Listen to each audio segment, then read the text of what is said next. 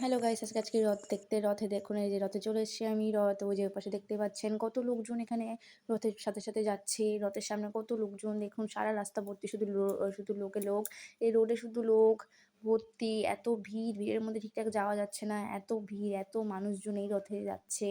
এত এত ভালো লাগছে দেখতে, যে দেখুন যে রথ চলে আসছে, যার জন্য আমরা এত হেঁটে হেঁটে আসলাম।